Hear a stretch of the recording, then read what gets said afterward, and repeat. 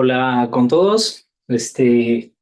¿Cuántos de nosotros nos ha chocado alguna vez con estos términos que a primera vista o cuando queremos estudiarlo o cuando lo hemos estudiado, quizás nos ha generado un poco de confusión? Entonces, vamos a verlo acá de una manera, trataré de hacerlo lo más sencillo posible para ver la diferencia de cada uno de estos términos o qué es lo que debo decir, qué es lo que debo conocer y qué es lo que ya no se está utilizando o qué es lo que hay que tener cuidado cuando lo mencionamos. Entonces, para empezar, recordemos que la presión arterial, ya la presión arterial es la fuerza con la que la sangre, pues, eh, empuja, golpea a a la superficie capilar, ¿no? Eh, Como respuesta a esto, existe un término que se llama la resistencia, que es la fuerza que se opone a esta presión. Entonces, es directamente proporcional esta relación. Recordemos que también cuando los vasos aumentan su radio vascular, el flujo sanguíneo también aumenta. De ahí la famosa fórmula de Pussewil que nos menciona pues, que la presión arterial es gasto cardíaco por la resistencia vascular periférica. ¿Por qué es importante esto? Porque si bien la presión arterial, nosotros lo conocemos como una relación de dos presiones, tanto la sistólica como la diastólica, nosotros no vamos a estudiar esto acá directamente, sino que vamos a estudiar un parámetro o una presión que se llama presión arterial media, ¿no? Que ahí le vamos a poner su fórmula, recordando que es la presión sistólica más 2 veces la diastólica sobre 3. Hay muchas formas de sacarlo, es la que yo utilizo. Entonces, ¿qué tiene que ver la presión arterial media en todo esto? Que cuando me hablan de una presión arterial media, debajo, por debajo, esto va a variar en algunos libros. Yo voy a tomar 70, algunos textos mencionan 65, pero en promedio voy a utilizar el 70, perdón. Cuando esa presión arterial media baja de 70 o baja de 65, entonces ya la perfusión disminuye. A esa disminución de la perfusión y que puede provocar pues daño de órgano porque hay una disminución de la presión arterial, una disminución del ingreso de sangre, a esto se le llama shock. El shock es esa dificultad que tiene la sangre para perfundir órganos, afectando pues a muchos órganos, como el caso pues del riñón, afecta al cerebro, ¿no? Entonces, tenemos que conocer esto. No es el único shock, o sea, el shock se puede vivir para no confundirlos, puede haber muchos tipos de shock. Eso quiero decir, shock distributivo, cardiogénico, etcétera. Entonces, cuando ya tengo una presión baja, a esto se le llama shock. ¿Qué es sepsis? En realidad, sepsis ya es un término que sí se utiliza en la actualidad, pero antes se utilizaba el término SIRS. Entonces, ¿qué significa? Cuando existe una infección, que es el ingreso, cuando es eh, la, la amenaza, el ingreso de estos agentes patógenos, llámese virus, bacterias, parásitos, hongos, ¿no?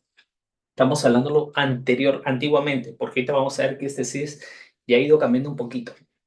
Entonces, cuando el organismo no responde o no puede controlar esta infección, el organismo empieza a presentar una serie de alteraciones, manifestaciones clínicas que nosotros lo conocíamos o lo conocemos como un síndrome, ¿sí? De una respuesta pues inflamatoria sistémica, en el cual anteriormente se medían cuatro parámetros. La temperatura, puede ser una fiebre o una hipotensión. Sí, ahí les voy a poner los cuatro criterios, pues la variación de la presión, la variación de la frecuencia respiratoria, ¿no?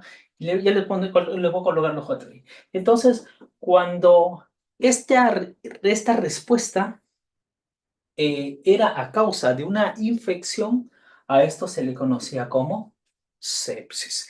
Entonces, actualmente sepsis se conoce como una respuesta o una desregulación o una mala respuesta ¿sí? El organismo frente a una infección. Entonces, dentro del tratamiento del shock, bueno, está la hidratación. Entonces, shock séptico, perdón, shock séptico será el shock provocado pues por una infección, ¿sí? Que provoca pues toda esta sintomatología, pero que no responde a la fluidoterapia, no responde a la fluidoterapia y es necesario el uso pues de vasopresores.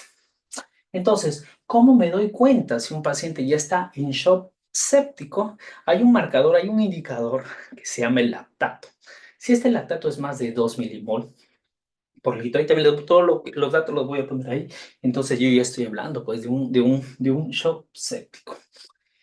Antiguamente, o anteriormente, no digo antiguo, anteriormente, se utilizaban unos criterios que son de Q-SOFA, en el cual ya interviene pues ya lo que es alteración del sensorio. Tengo que dejar ahí los valores.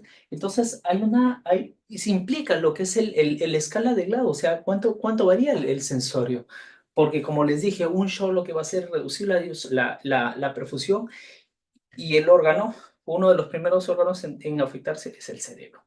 Entonces, actualmente se utilizan los criterios de SOFA, que son 6, y justamente a eso voy.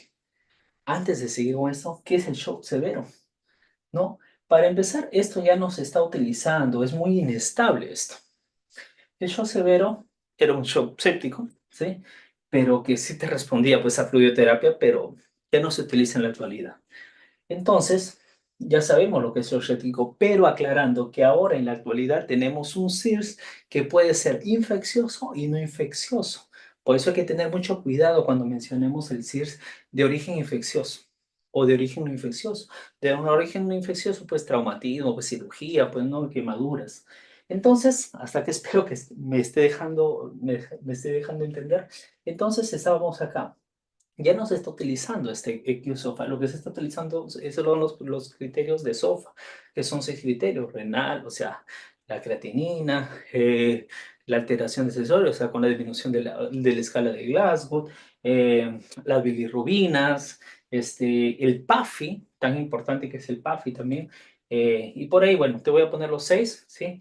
Este, entonces, en la actualidad se utiliza lo que es shock séptico, la palabra sepsis y SOFA. Y si vas a utilizar SIRS, tienes que tener en cuenta si va a ser un SIRS de origen infeccioso o de origen no infeccioso. Si es de origen infeccioso, a esto se le llama sepsis. Si esa sepsis ya me provoca un shock que no responde a fluidoterapia y necesito lactato y lo veo con mi lactato, perdón, si el shock ya es de origen séptico, de origen infeccioso, si no responde a fluidoterapia y veo un lactato más de 2, entonces estamos hablando de un shock séptico. El shock severo ya no se utiliza. ¿Y qué criterios se utilizan? Criterio de SOFA, que lo que te va a valorar en realidad es la mortalidad. La mortalidad. Bueno, espero que pueda haber ayudado en tu gran conocimiento que tienes. Yo me despido. Cualquier duda ahí en los comentarios.